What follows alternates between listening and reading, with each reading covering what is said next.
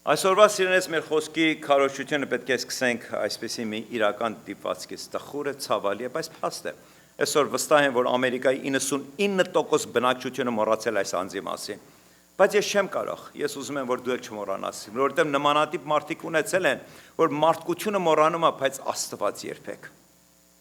Ուստի մենք որպես Աստծո ժողովուրդ արժան են նմանատիպ մարդկանց հիշելու, ժամանակ առ ժամանակ, առիթից առիթ։ Խոսքս մի անձի մասին է, մի աղջնակ եմ ասում, 26 տարեկան էր, որ իր մահկանացուն կնքեց, Քայլա Մյուլլեր։ Քայլան ծնվեց Արիզոնայում, հասակ առավ դպրոց, գնաց կրթություն ստացավ, համալսարան ավարտեց։ Իր մասնագիտությունը Political Science, քաղաքականության գիտությունը։ Գիտեք, ծանոթ եք, այդպիսի մի հատ բան կա։ Եվ քրիստոնյա էր եւ շարունակեց իր մասնագիտությամբ, մտավ այդպիսի կազմակերպություններ մարդասիրական եւ ինչպես հիշում եք 2010-11-12 թվականին Սիրիայում սկսեց ներքին պատերազմը, քաղաքացիական պատերազմը, կոտորած էր, մահտարաժամ էր եւ այնտեղ մենք բազում հայեր ունենք, որ անցան նաեւ նույն այդ Ալեպոյում եւ Սիրիայի այդ տարբեր հատվածներում եւ բավականին մեծ ամասնությամբ տեղափոխվեցին կամ որ Բեյրութ, կամ որ Հայաստան։ Երբ որ գնում ենք Հայաստան, բավականին այդպիսի սիրահայերի ենք հանդիպում, որ այդ դիպկացից շարժվեցին։ Եվ եթե ծանոթ եք աշխարհագրությանը, Սիրիան եւ Թուրքիան իրար հետ սահմանակակից են։ Այդ սահմանների վրա ապրում է մեկ ուրիշ ազգություն, կոչվում է քուրդեր։ Եվ մոտավոր հաշվարկով ասում են, եթե Սիրիայի քուրդերին եւ Թուրքիայի քուրդերին գումարեք ամբողջ ասեք 20 միլիոնի չափ ժողովուրդ են, որ քաղաք պետություն ոչինչ չունեն։ Ոչ մի կերպ, եւ իրենց ամբողջ կյանքում հալածված են Սիրիայի եւ մի խոսքով այդ պատերազմը սկսվեց եւ մեր սիրասուն այս աղջնակը Քայլան Թուրքիա գնաց։ Եթե մոռացել եք հիշեցնեմ եւս այդ ժամանակ։ Թուրքիան համաձայնվեց իր սահմանները բացելու, որպեսզի Սիրիայից ոչ միայն քուրդերը, այլ նաեւ Սիրիայի ժողովուրդը տեղափոխվեն Թուրքիա, որտեղ ահավոր սով ու տկարություն էր տիրում, բայց իհարկե մի պայմանով։ Մենակ Ամերիկան 3 բիլիոն Թուրքիային հատկացրեց, դրան գումարած նաև Եվրոմիությունը, օգնությունը փողի հաշվին էր։ Այնպես որ Թուրքիայում լի իրավ պայմաններ ստեղծած։ Քայլան 1 տարի ծառայեց Թուրքիայում, ընդունելով բոլոր այդ Սիրիայի եկած, տանջված, տանջահարված, կորցրած իրենց հարազատներ, բարեկամներին օգնություն անելով։ Եվ չգիտես ինչու հանկարծ իր խելքը փչեց 2013 թվին, որ ավտոբուս նստի եւ շարժվի դեպի Սիրիա։ Երբ հասավ Սիրիա, նա արդեն համագործակցում է այսպիսի մի կազմակերպություն կա երկար տարիների է, Doctors Without Borders, բժիշկներ են, որ առանց սահմանների ինքնակամ գալիս են, տարբեր տեղերից են գալիս, եթե նկատեք նույնիսկ Հայաստանում, բայց մեծամասնությամբ իհարկե հայ բժիշկներ են գալիս տարբեր տեղերից, Ֆրանսիայից են գալիս, Բեյրութից են գալիս, այլ տարբեր տեղերից գալիս են մեկ ամիսով, մեկ շաբաթով գործողություններ արդեն նախատեսված են, անում թողնում գնում են։ Դա կոչվում է Doctors Without Borders։ Եվ Սիրիայում, եւ հատկապես Սիրիայում դա անվերջ պայթում, եւ Թուրքիայում եւ Սիրիայում նմանատիպ բժիշկներ կան։ Եվ նրանց հետ ինքը համագործակցում է, այդ օրը որ տեսան, ասին դու ինչ ես մտածելը, դու արդեն Աստծոն եւ Աստծո սիրո համար, եւ այդ ժողովրդին ծառայություններ Թուրքիայում, եւ Թուրքիայում քեզի ոչ մի վտանգ չէր սպառնում, որովհետեւ Թուրքիան առատ օգնություններ ստանում Ամերիկայից եւ Եվրոմիությունից։ Ինչի՞ ես եկել այստեղ։ Անմիջապես նույն օրը իրեն համոզում են Տոմս են առնում, իրեն նստացնում են ավտոբուս, որ անմիջապես վերադառնա Թուրքիա։ Այս դժբախտաբար ճանապարհին ձերբակալվում է ծայրահեղ իսլամական կազմակերպությունը ISIS նրան բռնում են։ Մեկ ուրիշ բան հիշեցնեմ 2015 թիվն է նա իր մահկանացուն կնքեց փետրվար 10 2015 թվին Ամերիկայի պետությունը իր ծնողներին տեղյակ բայց որ ձեր այլև աղջիկը գոյություն չունի մահացած է։ Բայց միջև մահանալը ծնողները ամեն կերպ ամեն ինչ անում են եւ ամեն օր նամակ են գրում Սպիտակ տանը։ Գիտեք չէ ով էր թագավորը Սպիտակ տանը։ Իհարկե Հուսեյն Օբաման։ Նորեն կասեք քարեր եմ շպրտում։ Իր էությունով մուսուլման հորից էր ծնվել այդ մարդը։ Չնայած հորը հերը ընդհանրապես իր կյանքում չէր եղել, բայց արմատները խորն են իսլամական այդ գեների։ հայտնաբերեց CIA նրա տեղը, միջև թղթակցություն, միջև որոշում, միջև ընտրություն, միջև Հուսեյն Օբամասը ստորագրի, որ specialized, այսինքն Delta, այդ թիմը գնա,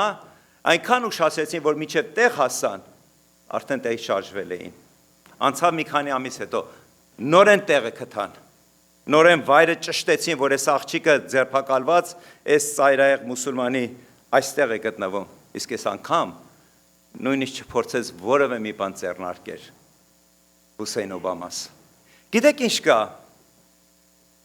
Մի օր կա երկնքում, որ ամեն ինչի համար մենք պետք է պատասխան տանք։ Դրան գումարած նաև Հուսեյն Օբաման, որ ոչինչ չձեռնարկեց։ Բայց այսքան պատմելուց հետո հետևյալն եմ ուզում ասել։ Նամակ, իր վերջին նամակը, որ ուղղեց Ամերիկա իր ծնողներին։ Ես ուզում եմ այդ նամակի մասին կարդամ։ I remember mom, իր մորն է գրում։ Always telling me that in all, the end, the only one you really have is God. Իր մորը հիշեցնում է իր մոր խոսքերը, ասում է հիշում ես ինձ հաճախ ասում էր։ Ամեն մեկս կյանքում կանցնենք նեղություններով, փորձություններով, դժվարություններով, բայց երբ որ օրը վերջանում է, այն միակ բանը, որ հավատացյալի համար կա ու դրանից կարող ես կառչել, դա կենթանի Աստվածն է։ Եվ շարունակությունը նամակի ավելի է տխրում։ Ասում ես հայտնվել եմ այնպիսի իրավիճակում, որ բացարձակապես ոչ մի օգնություն չունեմ ու ոչ մի հույս չկա իմ մեջ։ Եվ ֆիզիկապես, եւ հոգեպես, եւ մտավորապես իմ ամբողջ էությունով հասկանում եմ, իմ միակ հույսը Տերերի Տեր ու փառավոր Աստվածն է։ Տխուր է, բայց փաստ է։ Եվ իր մահկանացուն կնքեց։ Ցավալին գիտեք ինչ է, ես բացարձակապես միտում չունեմ այս սիրասուն աղջկան Քայլային, ցավացնեմ նա երկինքն է վայելում, իրեն սպանողը ուղիղ 1 տարի կես հետո իր տանը ռում պատրաստելուց սատկեց ինքը իր 2 տղաների հետ, ուղիղ դժոխք գնալով, արդար Աստված ունենք, փառավոր, որ նրա աշկից ոչ մի բան չի վրիպում, ուղղակի ուզում եմ Քայլայի հետևյալ քայլը դիտարկենք, նա իր մարդասիրական, քրիստոնյասիրական ծառայություններ անում որտեղ, Թուրքիայում, ում էր ծառայում, Սիրիայի դժբախտ ժողովրդին, քրդերին, ինչը պատճառ դարձավ, որ 26 տարեկան աղջիկը մտածեց ինքնուրույն միայնակ կարող է ներս մտնել մի երկիր, որը արդեն տարիներ փոթորիկով էր պատած, որ ոչ մի ապահովություն չկար այդ երկրում։ Մեկ բան եմ ուզում ասել, նա արդեն ինչ երկինքն է վայելում, բայց մի բան եմ ուզում ասել, առանց քննադատելու Քայլայի քայլը, բայց դա ինձ համար եմ վերլուծում, եթե կհամաձայնվես, եթե ոչ, ամեն մեկս մեր ընտրություն ունենք այս կյանքում,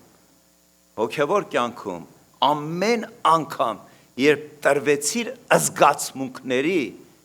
հիշիր, Աստծոց առաջ ես անցնում, ու կորցնում ես քո կյանքում ամենամեծ բանը, Աստծո առաջնորդությունը, հավատացյալ ես, հավատարիմ ես, զոհաբերող ես, մարտիրոս ես, բայց զգացումը մեր հավատքի կյանքի,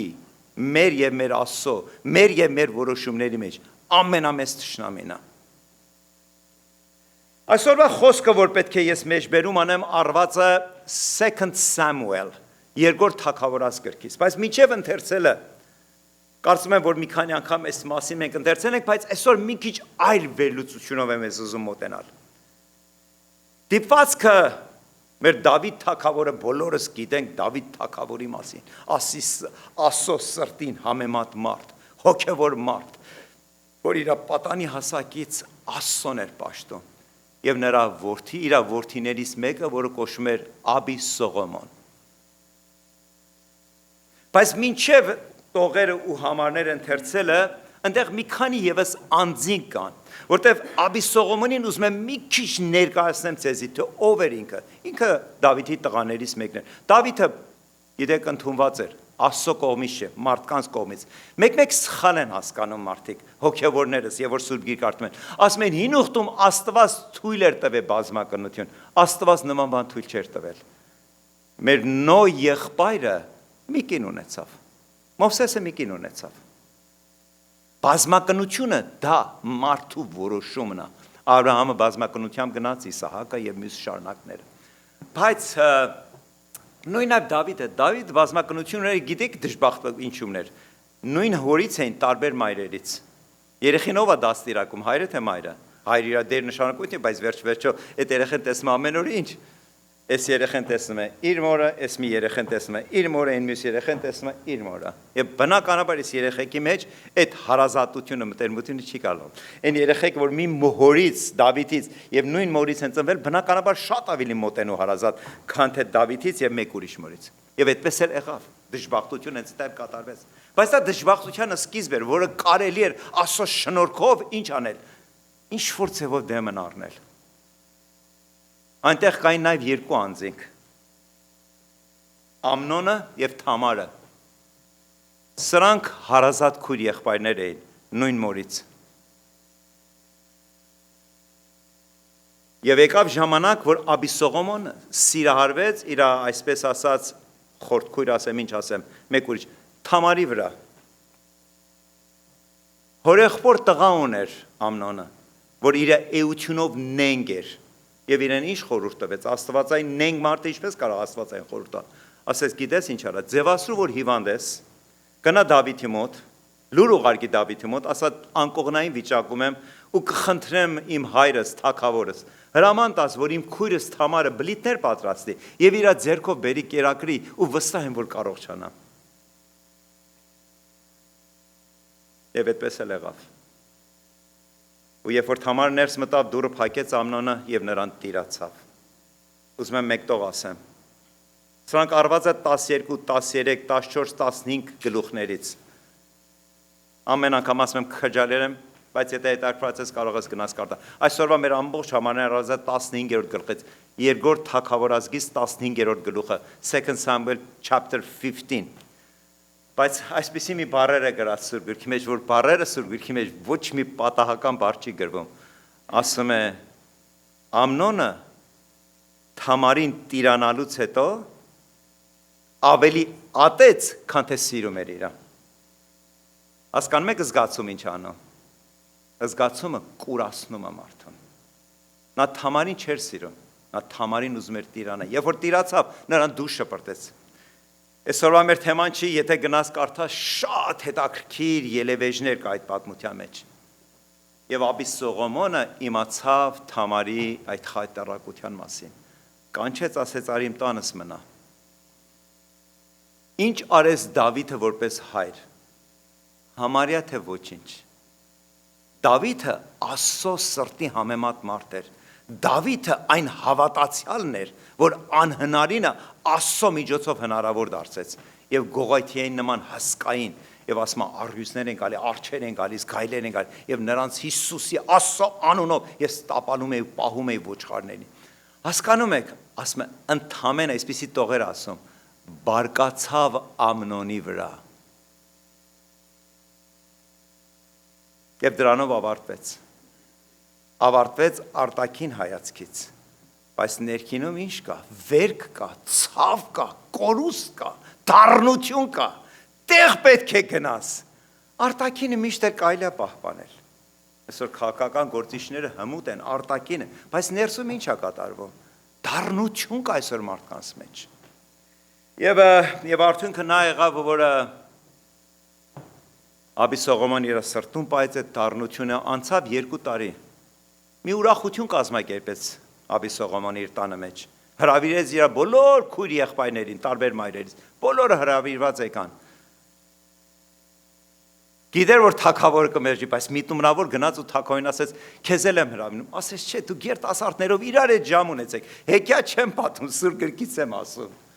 Ուղղակի ժամանակի սղության պատճառով չեմ ուզում համարներ ընթերցել։ Եվ ասեց, լավ, դե որ դու չես գալու, թույլ տուր, որ Ամնոնն էլ իմ եղբայրս էլ մասնակցի այդ ուրախությամբ։ Ասեց, օքեյ։ Երբ որ դու դառնության ու ցավի արմատներ չես տեսնում։ Ամեն բան քեզ համար ինչ է, այս արտաքին աշխարհն է։ Դավիթ ասեց Ամնոնին, գնա, վայելիր, մյուս քույր եղբայրները բոլորը այնտեղ են։ Իսկ Աբիսողոմոնը իր ծառաներին հրաման էր տվել. դուք եք իմ ծառան, այո։ Այն երկվայրկյանին, որ Ամնոնը կմտնի իմ տան շեմը, սպանեք, տեղում սատկացրեք, որպես իմ սրտի դառնությունը հանգիստ առնի։ Ճիշտ էր, իհարկե ոչ։ Բայց որտեղից էր գալիս այդ ամբողջ դառնության եւ այդ բոլոր հարցումների ոչ պատասխանը Դավիթից։ Եվ Աբիսողոմոնի միակ ցավը ու տառապանքը Թամարը չէր, իր սիրտն էր, որ Աստծո նկատմամբ անհնազանդ էր։ Ամնոնին սպանելուց հետո փախավ ուրիշ երկիր, ապրեց մի ամբողջ ընթացք եւ ժամանակ, ինչպես ասում են, ամեն ինչի լուծումն է, բայց ոչ Աստծո մոտ, մարդկանց մոտ։ Հետո հաջողվեց, Աբիսողոմոնը վերադարձավ Երուսաղեմ, Դավիթ ամեն բան մոռացության տվեց, իրան պալատ տեղ, վիճակ տվեց, ծառաներ տվեց, Աբիսողոմոնը սափրում էր, բայց Աբիսողոմոնի սիրտը Աստծո հետ ճիշտ չէր, սա է խնդիրը։ Այսօր ես կարող եմ ձեզ հետ բոլորիդ հետ լավ հարաբերություն ունենամ, լավ հաղորդակցություն ունենանք, լավ եք, ինչպես եք, գրկենք, համբուրենք, սիրենք, ուրախանանք, բայց դա է։ Դրա համար ես եկա ու դու եկար քրիստոնյա դառը, դրա համար ենք եկեղեցի գալի, դրա համար ենք երգում, դրա համար ենք ծնգի գալիս ու աղոթում, դրա համար ենք ծոմապահություն անում, դրա համար ենք ինչ-որ բաներ մերժում եւ ինչ-որ բաներ ընդունում, ոչ, միանշանակ Հիսուսը ունենալու համար, Աստծուն վայելելու մեր սրտի մեջ, սա է ամեն մեկ քրիստոնյայի միակ նպատակ առաջին ու վերջին, մնացածը շարունակությունն է։ Եթե դա ճիշտ չեղավ, ամեն բան արհեստական է, իսկ արհեստականը լեցուն է աշխարհում։ Մենք այնտեղից փախանք։ Այնպես որ այնտեղի սովորությունները կարող ենք շատ հանգիստ բերենք ու սկսենք կիրառել մեր եկեղեցական շրջանակներում։ Ու Դավիթը չտեսավ Աբիսողոմոնի սիրտը, եւ Աբիսողոմոնս ընթերցանությունը արված է 2 Samuel 15:3 Երկրորդ Թագավորաց 15:3-ում այսպես է կարդում։ Աբիսողոմոնը ինչ էր անում, առավոտյան շուտ արթնանում էր, պատրաստում էր, գալիս էր պալատի կողքի պատերով քայլում էր։ Ում մտքով կանցներ, Դավիթ թագավորի տղան է, իր համար պտտում է, զբոսնում է, բայց նրա միտքը, նրա գաղափարը այլ էր։ Ու ամեն մեկին, որ տեսնում էր բողոքով, տրտունջով, հարցումով եկել էր պալատ, իհարկե Դավիթը թագավոր էր, Դավիթը նշանակել էր մարդիկ, եւ այդ մարդիկ իրենց գործնություն, եթե այդպես թափթփված էին անում, նա անմիջապես մոտենում էր հետևել խոսում։ Աբիսողոմոնը նրան ասում էր, այսինքն այդ դժգո բողոքականին, այսպես էր ասում. «Տես, քո պահանջները բարի եւ արդար են», առանց իմանալ այդ մարդու պահանջների մասին։ Եթե մեկը քեզի անմիջապես սկսում է մեծարել, փախիր այդ մարդուց։ Ես քեզի վստահեցնում եմ։ Առանց իմանալու քով լինելը, քո վիճակը, քո պայմանները, եթե մեծ օրհնության խոսքերը ասում, փախիր նրանից, Աբիսողոմոնը հիշելով։ Եվ Աբիսողոմոնը ինչ էր ասում. Տես, քո պահանջները բարի եւ արդար են, բայց թագավորի կողմից նշանակված մեկը չկա, որ քեզ ինչ անի, լսի, նշանակված կային։ Բայց մեկը որ բորբոքված է, ինչ որ ասում ես, ինչ անում, հալած յուղի պես ընդունում է, հա, ճիշտ ես ասում։ Դրանով ավարտվում է, չէ, նա մի ամբողջ նպատակ ունի։ Մեկ մտածում ենք, այս խոսակցությունը հենց այսպես եղավ։ Ոչ մի խոսակցություն հետ այդպես չի լինում։ Երանի թե այդպես լինի։ Երանի թե հետո ինչ որ խոսակցություն, դժգոհություն,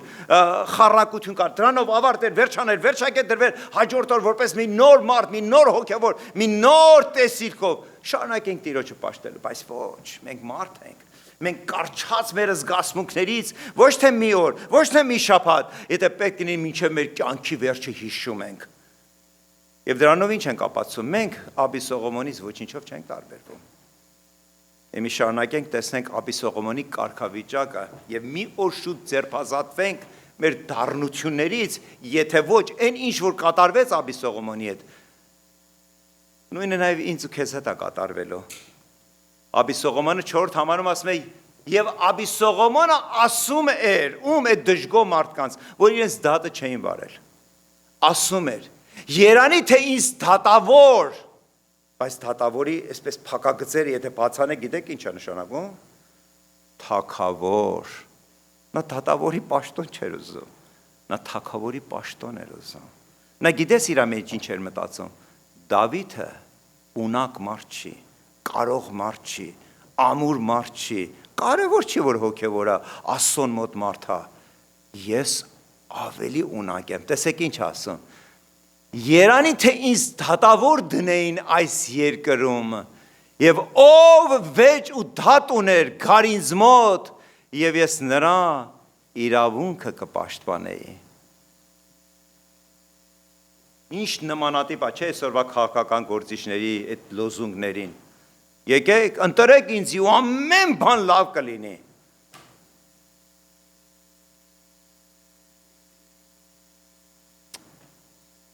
Եվ ինչ եղավ։ Այդ մեկը եղավ 11, 11 եղավ 1001 եւ ընդամենը մի քանի համար ներքև հետեւյալ տողերն են կարդում։ Դավիթս միամիտ իր ծառայությունը թագավորությունն է կատարում ու 13-րդ համարում նույն գլխի 2 Samuel chapter 15 verse 13 երկրորդ թագավորաց 15-րդ գլխի 13 համարում ընթերցեցինք 4-ը, չէ՞, ընդմիջում տվեցինք 13-րդ համարում, այսինքն խոսքը մի քանի ամիսների պատմություն է, հասկանում եք։ Մի լրաբեր եկավ Դավիթի մոտ եւ ասեց. Իսրայելի մարդկանց սիրտը Աբիսողոմոնի հետ է։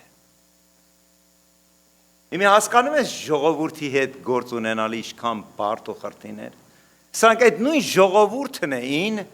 որ ծաղկազարդի կիրակին ովսանաներ էին կանչում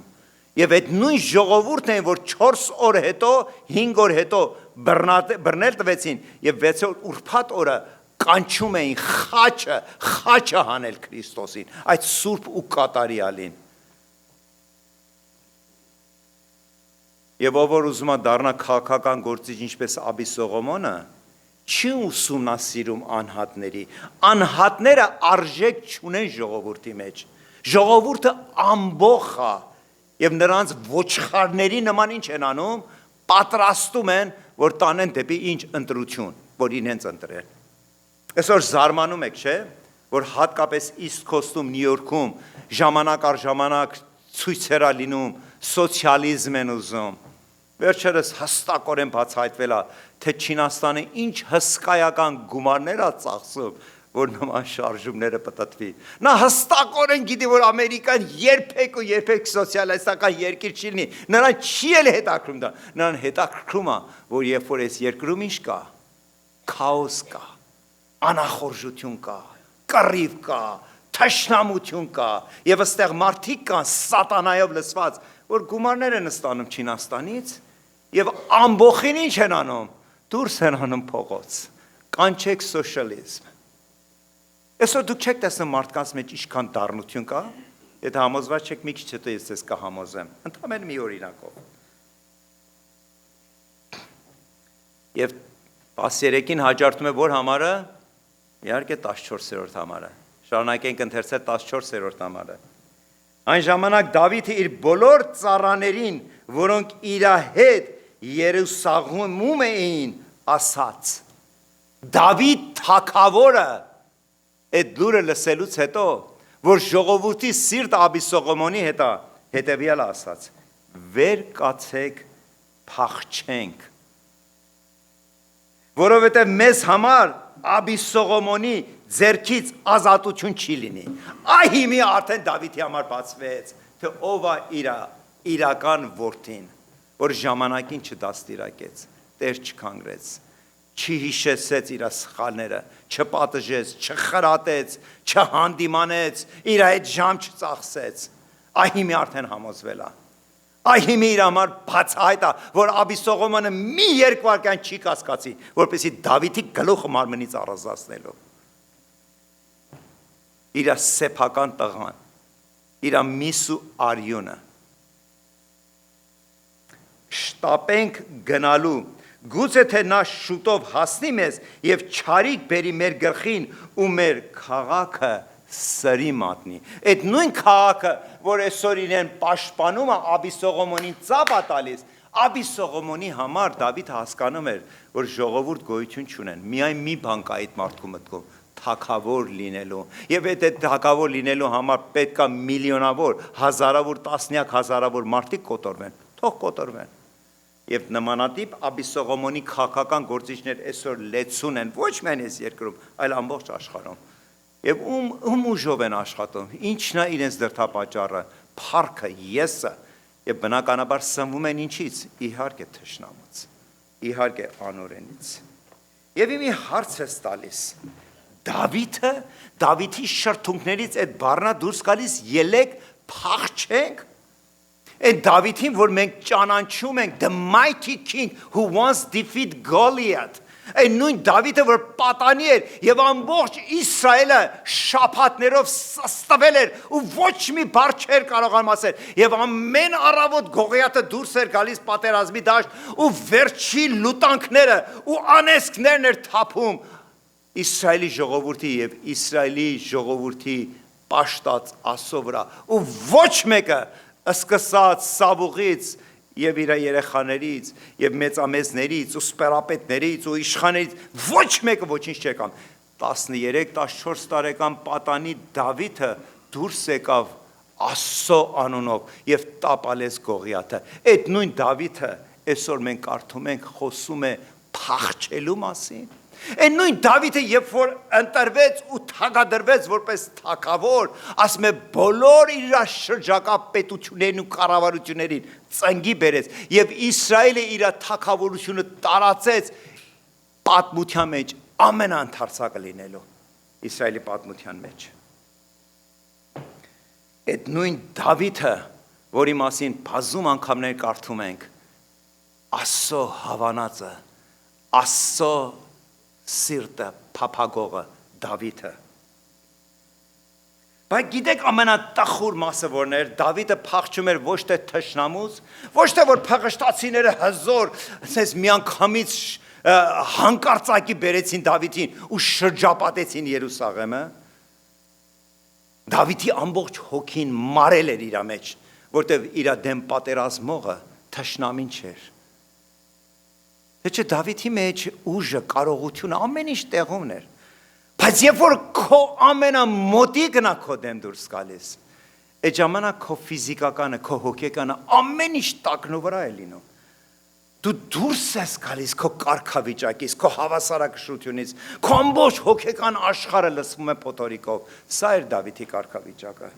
Նրա դեմ դուրս էր եկել իր սեփական, իր միս ու արյուն, իր բաժին, իր որդի Աբիսողոմոնը։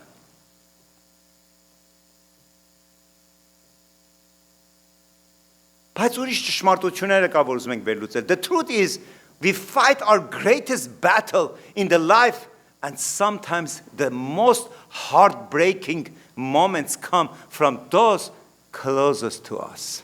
Գիտես, կյանքում այդպիսի դու մարդ չես կարող գնել, հոգևոր, ոչ հոգևոր, հայ, պարսիկ, թուրք, ամերիկացի, աֆրիկայում այստեղ, չկա այդպիսի մարդ այս երկրանդիր վրա, որ իր կյանքում նեղություն ու նեղություններով անցած չլինի։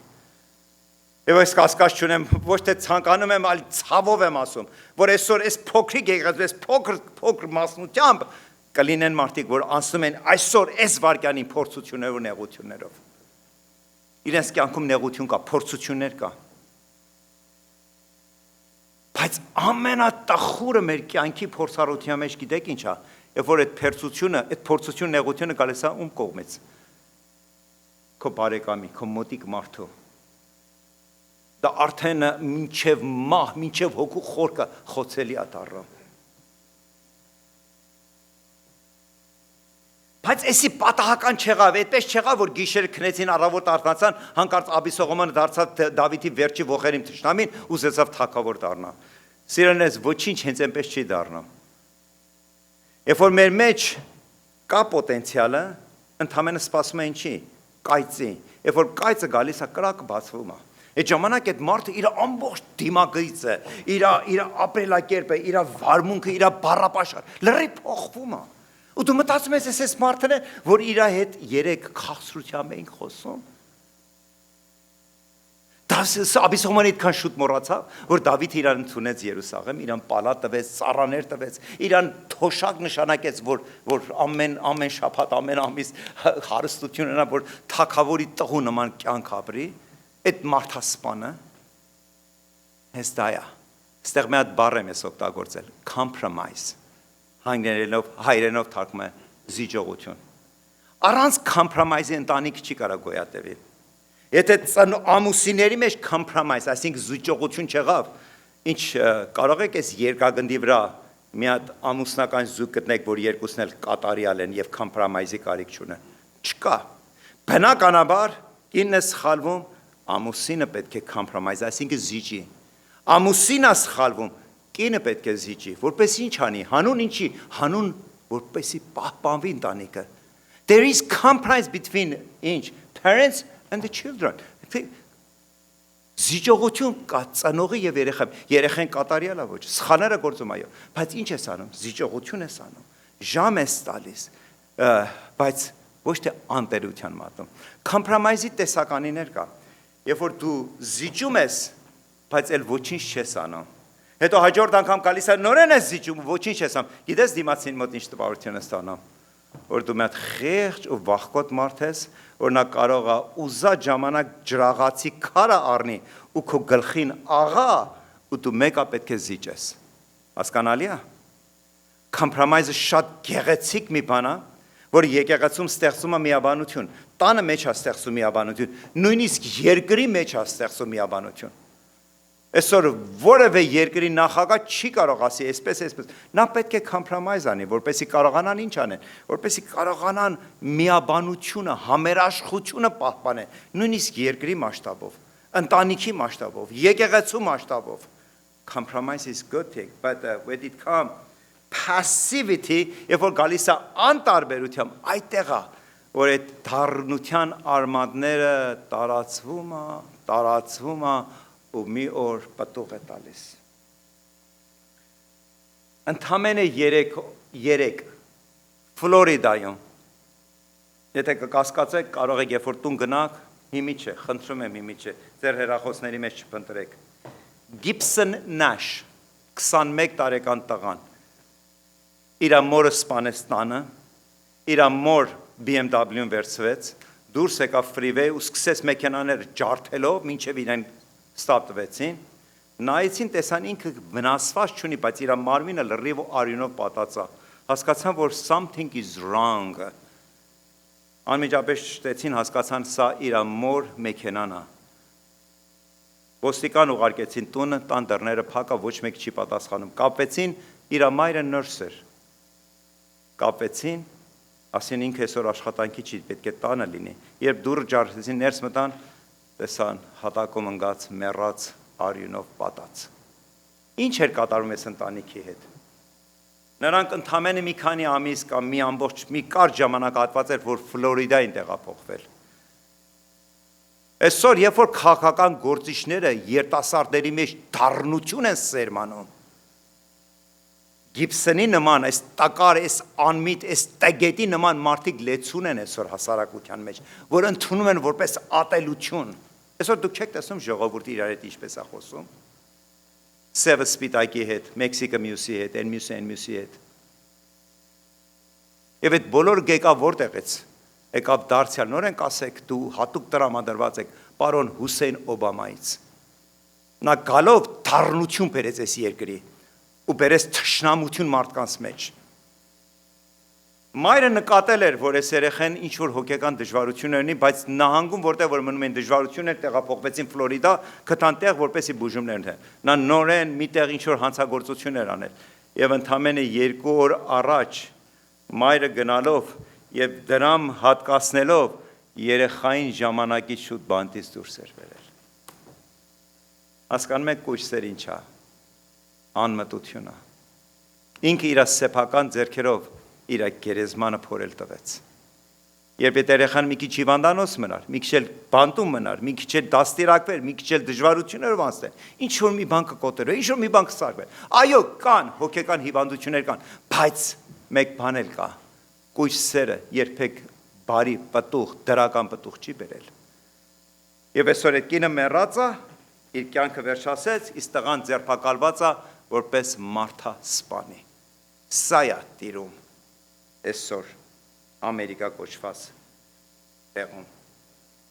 Վերադառնանք Աբիսողոմոնին։ Ոչինչ հենց այնպես պատահական չի լինում մեր կյանքում։ Ես ընդհանրապես մի համար պետք է ընթերցեմ։ Երբ Դավիթ թագավորը Աստծո սրտին համեմատ մարդը խաբվեց,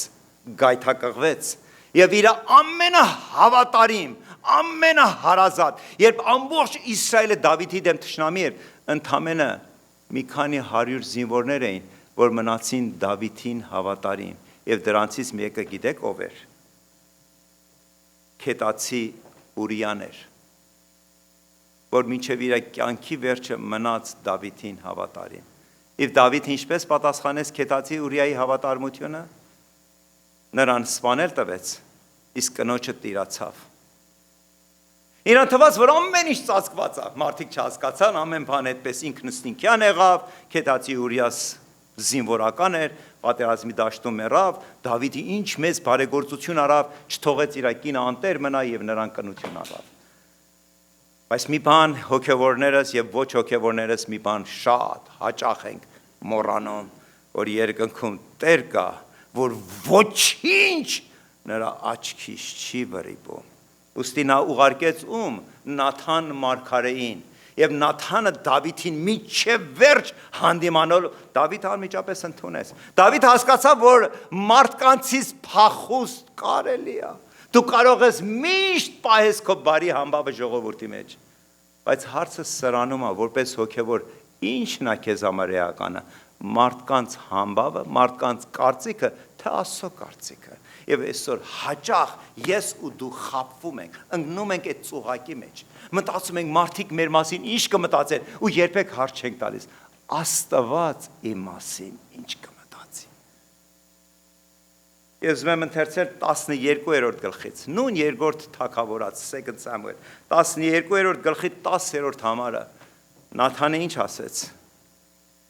Եվ ահա սուրը Դավիթին է ասում, Հավիտյան չի հեռանա քո տանիցը, քանի որ անարգեցիր ինձ եւ Քետացի Ուրիայի կնոջը առար, որ քեզ համար կին լինի։ Եվ այդ սուրը մինչև այսօրվա սուրը Իսրայելի վրա ինչ անում, շողշողում է։ Ահավոր բան է, ահավոր։ Երբ որ դու հոգևորս, ես հոգևորս, մենք ճաշակածս հայտնում ենք այնպիսի մի կարգավիճակում, որ մտածում ենք ինչ էլ որ ուզում ենք անել, այնքան որ մենք կարողանանք մարդկանց համոզենք, Աստված ինչ կանի, աշկաթող կանի, Աստված ոչինչ աշկաթող չի։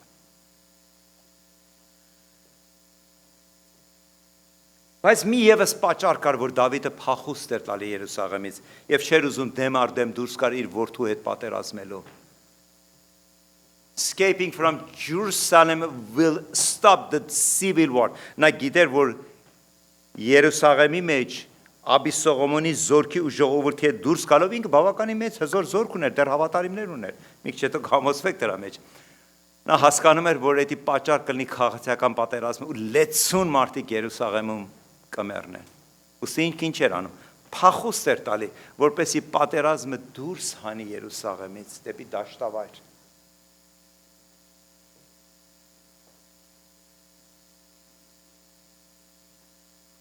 Ուղիղ 1000 տարի հետո այդ նույն Երուսաղեմում մեր փառավորած տերերի տեր ու փառած Հիսուսն էր խաչվում։ Նրա ամենահավատարիմներից 12-ն էին, որ 3 տարի շարունակ նրա հետ եղան, գիշեր ու ցերեկ։ Այդ 12-ից մեկը Հուդանը նրան դավաճանեց։ Այդ 12-ից մեկը Պետրոսը նրան ամբողջովին մերժեց ու հայոյեց ու անիծեց ու ասեց. ես այս մարդու հետ ոչ մի կապակցություն չունեմ։ Իսկ մյուս 10 աշակերտները փախուստի մատնվեցին։ Ու երբ որ խաչվում էր, խաչից դիտում էր, մորն էր տեսնում։ Այո, նրա կողքին Հովհաննեսն էր, բայց Հովհաննեսը այդտեղ որպես աշակերտ չէր, որպես բարեկամ էր։ Բայց այդքանով հանդերձ Աստված Հիսուսը պահեց իր հավատարմությունը ու խաչի վրա աղոթեց ինձ մեղավորիս համար ու ասես Տեր ներիր այս ողորմելի Սարոյի մեղքերը, որ չի հասկանում թե ինչ է անում եւ ոչ մարդկության համար աղոթ բարձրացրեց։ Եվ եթե ես ու դու կանք, դա այդ աղոթքի շնորհն է, որ մեր վրայից Աստված սուրը վերցրեց ու մեր կյանքում խաղաղությունը, սերը, հավատարմությունը, համերաշխությունը, միաբանությունը բերեց։ Եվ այսօր եթե դու հրաժարվում ես այդ սիրուց միաբանությունից, դա քո անձնական որոշումն է։ Մենք այստեղ ոչ մեկս ոչ մեկին ոչ տալի ունենք, ոչ էլ առնելիք։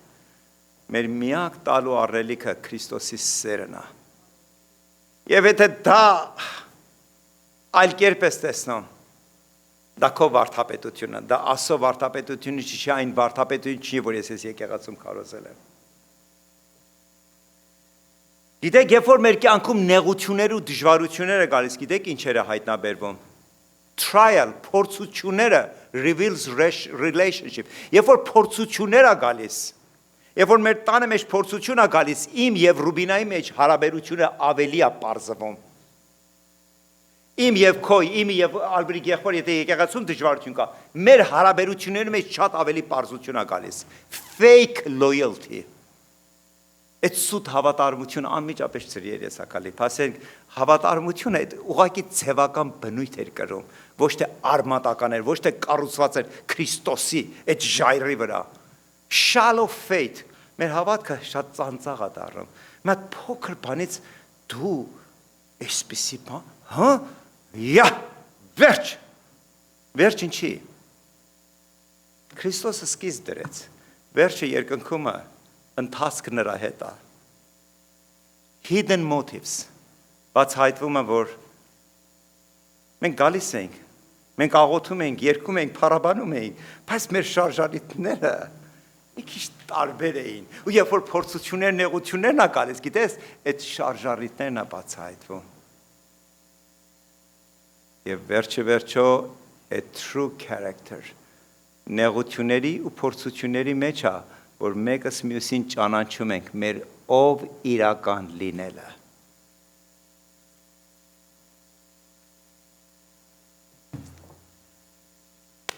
Քարոզը դեռ մաս ունի, բայց ժամը ավարտված է։ Մի օր կյանքը տատերը կշարունակենք այս քարոզչությունը։ Քեզ կբերեմ Հիսուս Քրիստոսի փառավոր փառավորած ձեռքերի մեջ։ Ամեն։